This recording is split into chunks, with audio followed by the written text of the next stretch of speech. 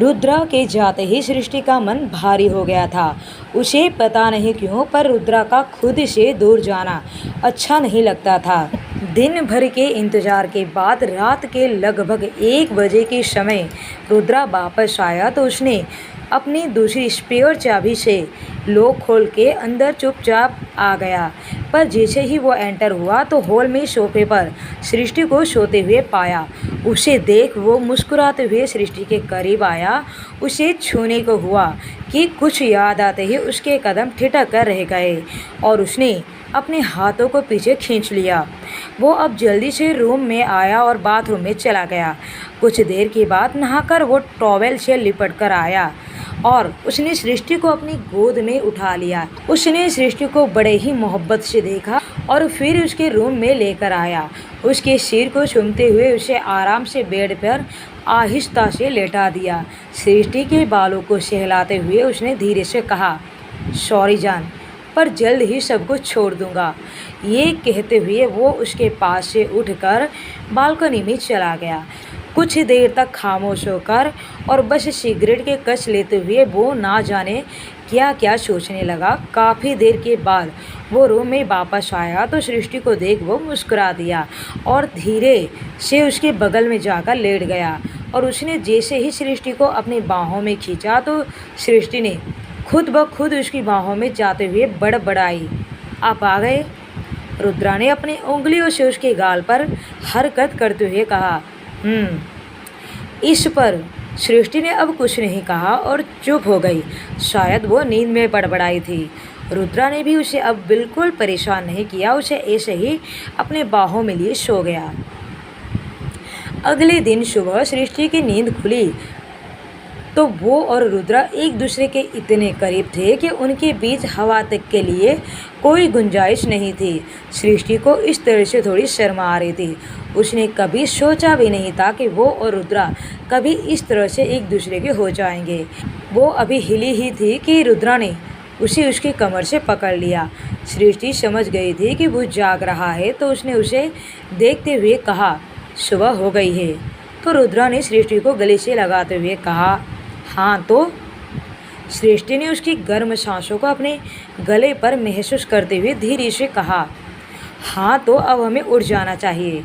रुद्रा ने उसकी बात को सुन उसकी कमर को दबाते हुए कहा, अभी थोड़ी देर तक ऐसे ही रहो।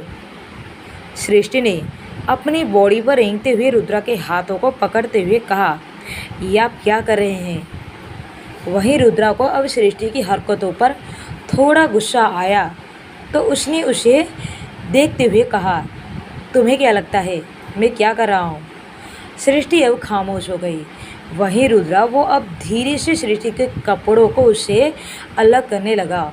सृष्टि ने एक बार फिर उसके हाथों को पकड़ते हुए कहा, सुबह हो चुकी है, छोड़ दीजिए। तो रुद्रा ने उसकी बात को सुन धीरे से कहा, तुम ज़्यादा टेंशन मत लो, सब मुझ पर छोड़ दो। रुद्रा ने सृष्टि को देख उसके गाल को चूमते हुए कहा, तुम तो बहुत अनरोमांटिक हो। ये शर्म का पर्दा अब हटा भी दो हमारे बीच से। रुद्रा आगे कुछ कह पाता कि उससे पहले सृष्टि ने रुद्रा के होठों पर अपना हाथ रख उसे चुप कर दिया। रुद्रा मुस्कुरा दिया और उसने सृष्टि के हाथ को पकड़कर चूम लिया। रुद्रा ने अब सृष्टि के होठों को अपने होठों से छूते हुए पूछा, अब अगर प्यार करूँगा तो रोने तो नहीं लगोगी ना। तो सृष्टि ने अपनी नज़रें झुकाते हुए सिर हिला दिया तो रुद्रा ने उसके निचले होठों को काटते हुए कहा, मुझे बोलकर जवाब दो। सृष्टि ने सिसकी भर दबी हुई आवाज़ में कहा, नहीं। तो रुद्रा ने उसकी आवाज़ सुनकर धीरे से कहा, आई लव यू। तो सृष्टि ने उसकी बात सुन अपनी आंखें बंद कर फुसफुसाते हुए कहा, मी टू। रुद्रा ने उसे देख उसके हाथ को पकड़कर चूमते हुए कहा, डरो मत, इस बार दर्द नहीं होगा। ये कहते हुए रुद्रा ने अब सृष्टि को अपने नीचे कर लिया। वो जानता था कि सृष्टि अभी थोड़ा हिचकिचा रही है। वो अभी भी उससे डरती है तो शायद इस वजह से अपने कदम उसकी तरफ बढ़ा नहीं पा रही है। वहीं सृष्टि वो बस शर्म की वजह से गलतियाँ कर रही थी। रुद्रा भले ही उसे प्यार करता था पर वो इस सब से असहज महसूस कर रही थी। उसे बहुत ही शर्म आ रही थी रुद्रा के सामने इस तरह से आने पर पर इस बार उसने हिम्मत कर रुद्रा के गले में अपनी बाहें डाल दी तो वहीं रुद्रा ने उसे उसकी कमर से पकड़ लिया। रुद्रा ने अब अपना एक हाथ बढ़ाकर ब्लैंकेट खींचकर खुद को और सृष्टि को ब्लैंकेट से कवर कर लिया। रुद्रा ने एक एक करके गाल, उसके सिर, होठ को चूमते हुए कहा, अब तुम मुझे किस करो। सृष्टि ने उसकी बात को सुन हैरान होते हुए पूछा, क्या? तो रुद्रा ने हाँ में सिर हिलाते हुए कहा, हाँ, तुम मुझे मेरे होठों पर किस करो। सृष्टि ने मना करते हुए कहा, नहीं, मुझे नहीं आता। रुद्रा ने सृष्टि के होठों को अपने अंगूठे से सहलाते हुए कहा, अच्छा, तो मैं बताऊं फिर कैसे होती है किस। उसकी बातें सुन सृष्टि के कान लाल पड़ गए। अब उसकी सांसें भी तेज होने लगी थी और उसने हड़बड़ाते हुए कहा, नहीं, मैं करती हूँ। रुद्रा मुस्कुराया और उसने अब करवट बदल सृष्टि को अपने ऊपर करते हुए कहा, तो फिर देर किस बात की है, सांसों को सांसों में घुलने दो। सृष्टि ने उसके सीने पर अपना हाथ रख दिया और एक हाथ से उसके चेहरे को पकड़ वो झुकी तो रुद्रा ने उसके सिर को पकड़ते हुए उसे अपने और करीब खींच लिया। दोनों के जैसे ही होठ से होठ मिले तो रुद्रा सब कुछ भूल सृष्टि में खो गया। वो सृष्टि को चूमते हुए एक बार फिर पलट गया और सृष्टि को अपने नीचे दबाते हुए अब उसके गले पर किस करने लगा। वहीं सृष्टि ने अपनी आंखें बंद कर रुद्रा को अपनी बाहों में भर लिया। रुद्रा की गर्म सांसों को अपने सीने पर महसूस कर वो सिसकियां भरने लगी। वहीं रुद्रा उसकी बढ़ती सिसकियों से मदहोश होकर उसे प्यार करने लगा। उसके हाथ लगातार सृष्टि के शरीर पर हरकत कर रहे थे। वो बहुत ही प्यार से सृष्टि के मुलायम पेट को अपने हाथों से सहला रहा था और सृष्टि के कंधों को चूम रहा था। कुछ देर बाद वो अब सृष्टि के होठों को फिर से चूमने लगा। वहीं सृष्टि वो बस उसे अपनी बाहों में लेकर आंखें बंद कर उसे महसूस कर रही थी। दोनों एक बार फिर एक हो गए और इस छवि में सूरज सिर पर चढ़ाया। तब रुद्रा वो तो जैसे सृष्टि को छोड़ने के लिए तैयार ही नहीं था। कुछ देर बाद सृष्टि ही थक कर चूर हो गई और उसकी बाहों में एक बार फिर सो गई तो रुद्रा को भी अब रुकना पड़ा। दिन में सृष्टि की नींद खुली तो रुद्रा आज अब तक उसके पास ही था और उसके पेट को पकड़ सो रहा था। सृष्टि ने उसे जगाने के लिए उसके कंधों पर हाथ फेरते हुए कहा, उठ जाइए, मुझे भी उठना है। वहीं रुद्रा ने उसकी बात को सुन अपना चेहरा और अधिक उसकी सीने में छुपाकर उसके पेट पर अपनी पकड़ मजबूत करते हुए कहा, अभी थोड़ा और सोने दो। सृष्टि ने उसकी पकड़ से आज़ाद होने के लिए उसे अपने ऊपर उठाना चाहा तो वो कराह उठी। उसकी आवाज़ सुनकर अब तो रुद्रा भी हड़बड़ाकर उठा तो उसे देख सृष्टि शर्मा गई। उसने मुंह फेरते हुए कहा, मुझे मेरे कपड़े दे दीजिए। रुद्रा ने अब उसे और अधिक परेशान न करते हुए चुपचाप उसे कपड़े दे दिए। वो भी जल्दी से उठकर बाथरूम में चली गई। रुद्रा अब नहाकर किचन में आया तो उसने सृष्टि को पीछे से अपनी बाहों में लेते हुए कहा, बताओ कब तुम्हें चलना है शॉपिंग पर। तो इस पर सृष्टि नाराज़ होते हुए कहा, मेरे पैर दुख रहे हैं और वैसे भी मुझे कहीं नहीं जाना है आपके साथ। रुद्रा उसकी बात सुन घमंड से मुस्कुराने लगा और उसकी गले पर किस करते हुए कहा, सॉरी डार्लिंग, नेक्स्ट टाइम थोड़ा ध्यान रखूँगा। उसकी आवाज़ सुनकर सृष्टि को रियलाइज़ हो गया था कि वो हंस रहा है, इसलिए उसने उसे दूर धकेल दिया और खुद के लिए खाना लेकर रूम में चली गई। ये देख रुद्रा ने चिल्लाते हुए पूछा, जान, और मेरा खाना? तो सृष्टि ने उसे जवाब देते हुए कहा, आप खुद ले लीजिए। रुद्रा ने उसकी बातें सुन हैरान हो गया। वो कुछ सोचकर सृष्टि के पास आया और उसके साथ ही खाने बैठ गया। सृष्टि ने उसे रोकना चाहा पर रुद्रा ने उससे रोटी छीनते हुए कहा, साथ में खाने से प्यार बढ़ता है डार्लिंग। सृष्टि उसकी नौटंकी से परेशान हो अब चुपचाप खाने लगी क्योंकि उसे इस समय बहुत भूख लग रही थी। पर रुद्रा उसकी तो मस्ती अभी भी चालू थी कि तभी रुद्रा का फ़ोन बजने लगा। उसके बजते ही रुद्रा ने मुंह बना लिया और सृष्टि को एक नज़र कर अपना फ़ोन पिकअप किया और कहा, हाँ बोल। तो उधर से कल्लू ने घबराते हुए कहा, रुद्रा शंकर भाई को गोली लगी है। ये सुनते ही रुद्रा एक झटके में खड़ा होते हुए पूछा, क्या बक रहा है तू? तो कल्लू ने उस पर चिल्लाते हुए कहा, साले जल्दी आ। रुद्रा अब हड़बड़ाते हुए अपने लिए कबोर्ड से कपड़े निकालने लगा तो सृष्टि ने भी अंदाज़ा लगा दिया कि कुछ तो गलत है और उसने उठकर उसके पास आते हुए पूछा, क्या हुआ? किसका कॉल था? रुद्रा ने जल्दी से अपने हाथ धो अपने कपड़े पहने और सृष्टि को समझाते हुए कहा, डोर बंद रखो और चाहो तो अपने फ्रेंड को अपने पास बुला लो जब तक मैं वापस नहीं आ जाता। सृष्टि अब जल्दी से उसके पीछे भागी तो रुद्रा ने मुड़ते हुए कहा, किसी अनजान के लिए दरवाज़ा मत खोलना, कुछ ज़रूरी है, अभी बता नहीं पाऊँगा, इसलिए आकर बताऊँगा, ध्यान रखना अपना। ये कहते हुए वो गया तो सृष्टि बस हक्की बक्की से रह गई। क्या हुआ अचानक से? क्यों रुद्रा इतना घबराया हुआ था? ये सोचते हुए वो अब बाहर निकल कर आई और फिर से रुद्रा के पीछे जाने को हुई कि तभी किसी की आवाज़ ने उसे रोक लिया। क्या हुआ बेटिया, कहाँ भागी जा रही हो? सामने वाली आंटी जी की आवाज़ सुनाई दी। सृष्टि ने उनके पास आते हुए कहा, कहीं नहीं आंटी जी, वो बस ये जा रहे थे। तो उसकी बात सुन आंटी जी ने हंसते हुए पूछा, अच्छा तो उसे बाय कहने जा रही थी तुम? उसकी बात सुन सृष्टि ने अपना सिर झुकाया तो वो मुस्कुराते हुए अंदर चली गई। सृष्टि भी अब अंदर आई और डोर को अंदर से लॉक कर दिया। उसका दिल बहुत ही घबरा रहा था कि सब कुछ ठीक तो है ना, क्या हुआ होगा। रात हो चुकी थी पर अभी भी रुद्रा घर वापस नहीं आया। सृष्टि हॉल में रुद्रा का इंतजार करते हुए सोफे पर ही सो चुकी थी कि तभी अचानक से डोर ओपन होने की आवाज़ सुनाई दी।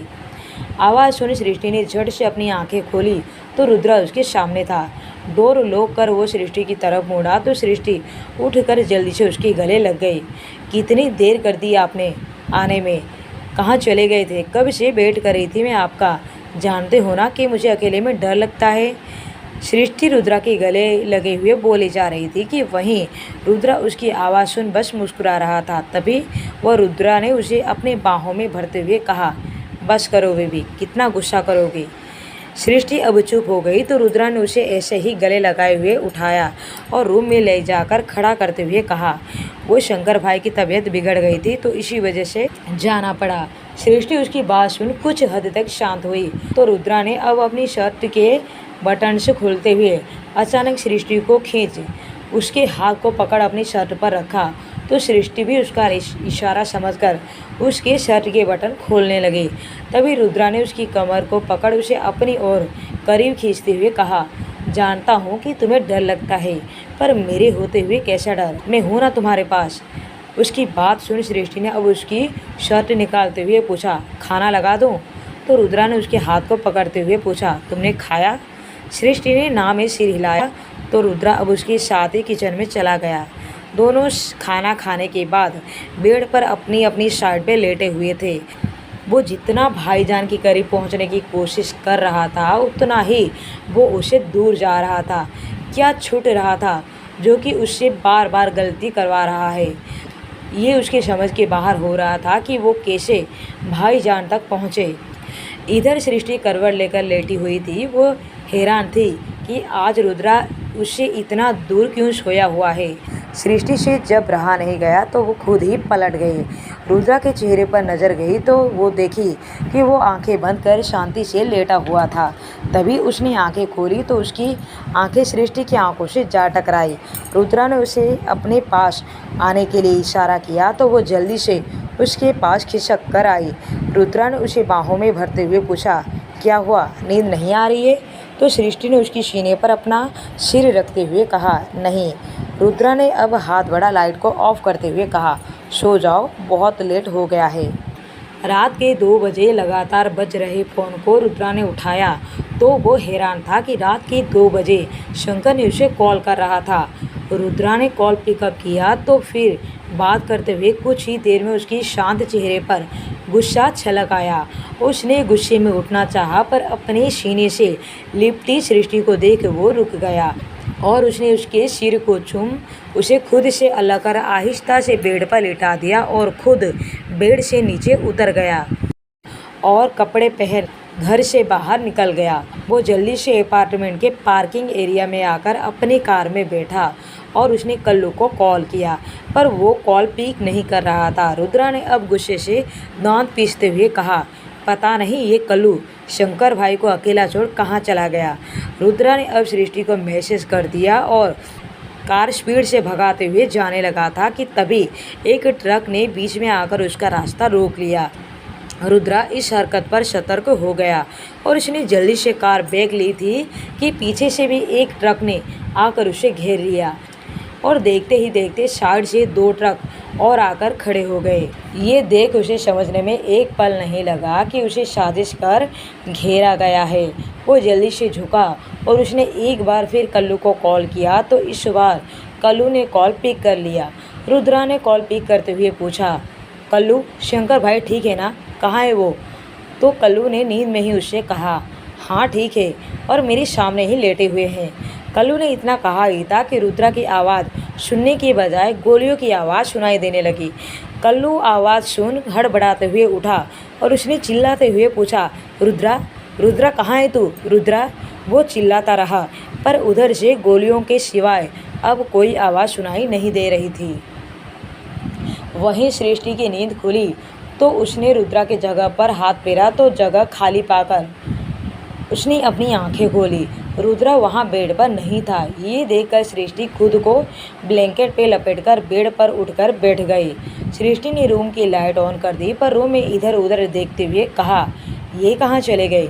सुनिए, कहाँ हैं आप? आवाज़ देते हुए सृष्टि ने बाथरूम के डोर को देखा। बाथरूम के डोर खोल देखा, पर वहाँ भी कोई नहीं था।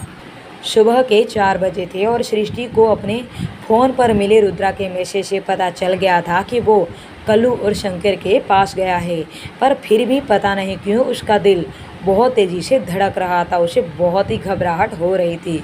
सृष्टि ने रुद्रा को कॉल किया तो उसका फ़ोन बंद आ रहा था। बेचैनी उसे हद से ज़्यादा महसूस हो रही थी। उसके चलते उसने कल्लू को कॉल कर दिया, तो पर कल्लू ने भी उसका कॉल पिक नहीं किया।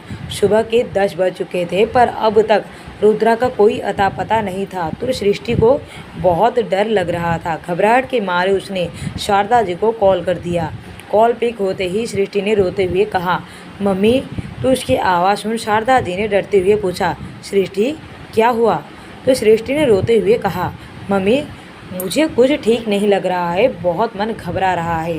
तो शारदा जी ने उसे प्यार से पूछा, क्यों बेटा, क्या हुआ? और रुद्रा वो कहाँ है? क्या वो तुम्हारे पास नहीं है?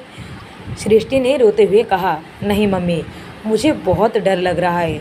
वो रात को कहीं गए थे पर अभी तक वापस नहीं आए। शारदा जी ने सृष्टि की आवाज़ सुन समझ गई कि सृष्टि बहुत ही डरी हुई है, तो उन्होंने उसे समझाते हुए कहा, घबराओ मत बेटा, कहीं गए होंगे तो आ जाएंगे, तुम घबराओ मत, मैं अभी आती हूँ तुम्हारे पास।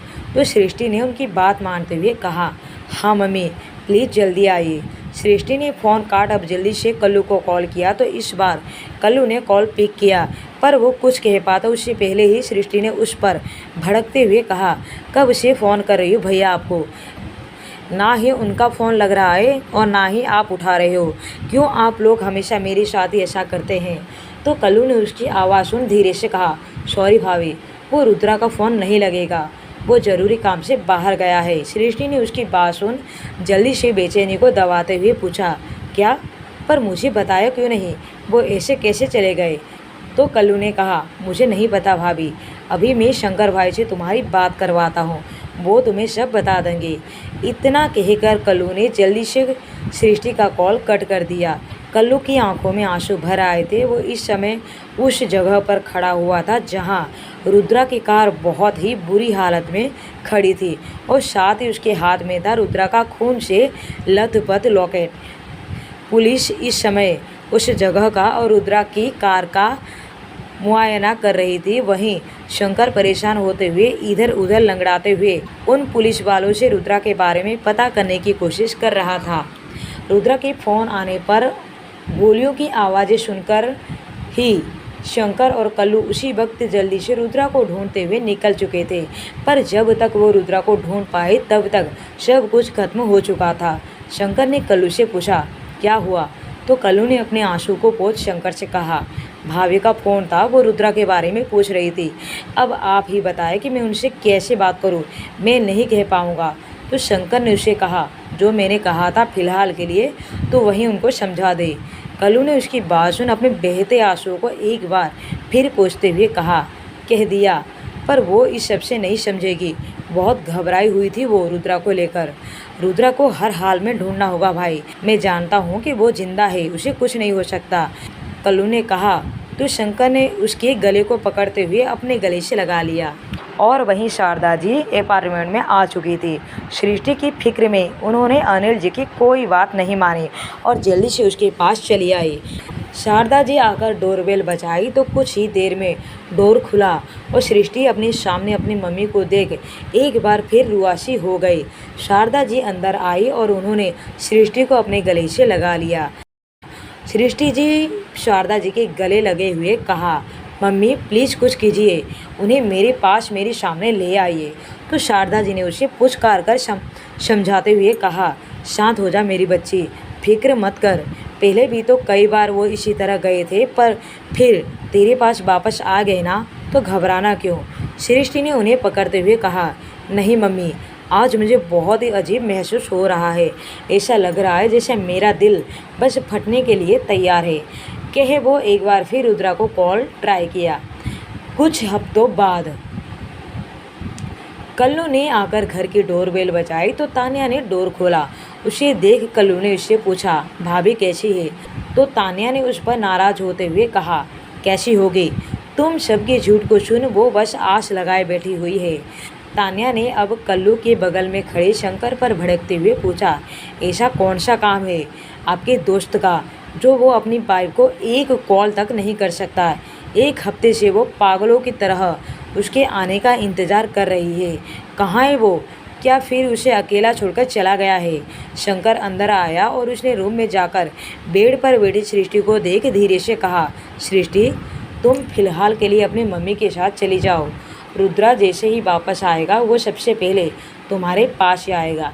इस पर सृष्टि ने मना करते हुए कहा, नहीं भैया, मैं यहाँ से कहीं नहीं जाऊँगी। वो उठी और उसने शंकर के सामने हाथ जोड़ते हुए कहा, प्लीज़ आप बोलिए ना उन्हें कि जल्दी वापस आने को, मुझे अच्छा नहीं लग रहा। प्लीज़ उनसे कहिए कि वो मुझे परेशान ना करे। ऐसा कहते हुए सृष्टि अब शंकर के सामने गिड़गिड़ाने लगी तो तान्या की आंखों में आंसू छलक आए। वहीं शारदा जी अब उठकर बालकनी में चली गई। शंकर ने सृष्टि को समझाने की कोशिश करना चाही, पर वो थी कि बस रोए जा रही थी। तो शंकर ने गुस्से में उसके कंधों को थाम उस पर भड़कते हुए कहा, नहीं आएगा वो, कभी नहीं आएगा, वो मर चुका है।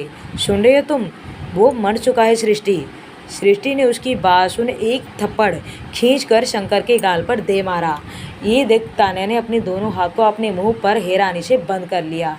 तान्या सृष्टि के पास आने को हुई कि मगर तब तक सृष्टि बेहोश होकर शंकर की बाहों में थी। वहीं बाहर हॉल में अपनी आंखों में आंसू भरे कल्लू बैठा हुआ था कि तभी वहां उसके सामने अनिल जी आकर खड़े हो गए। उन्हें देख कल्लू ने अपने आंखों में आंसू पोंछ हैरानी से कहा, मास्टर आप और यहाँ? तो अनिल जी ने उसे देख बेबसी से पूछा, मेरी बेटी कहाँ है कल्लू? तुम सब लोग मिलकर उसका तमाशा बना रहे हो। कल्लू ने उसकी बात सुन अपना सिर झुकाए हुए कहा, मास्टर जी आप गलत समझ रहे हैं। अनिल जी ने अब नाराज होते हुए कहा, हमेशा सही समझा है तुम लोगों को मैंने। कल्लू अब चुप हो गया, उसके पास कोई शब्द नहीं थे अनिल जी को जवाब देने के लिए। आज सृष्टि की हालत देख के उसे इतना बुरा लग रहा था, तो वो तो उसके पिता थे, पर वो क्या करे? उसे समझ में नहीं आ रहा था कि रुद्रा के साथ उस रात क्या हुआ था। सुनसान इलाके में वो सब होने की वजह से कोई सीसीटीवी फुटेज भी नहीं मिली थी जो उस रात की थोड़ी बहुत कहानी बयां कर पाती। क्या रुद्रा सच में मर चुका था? जानने के लिए बने रहिए माय डेविल हस्बैंड पर।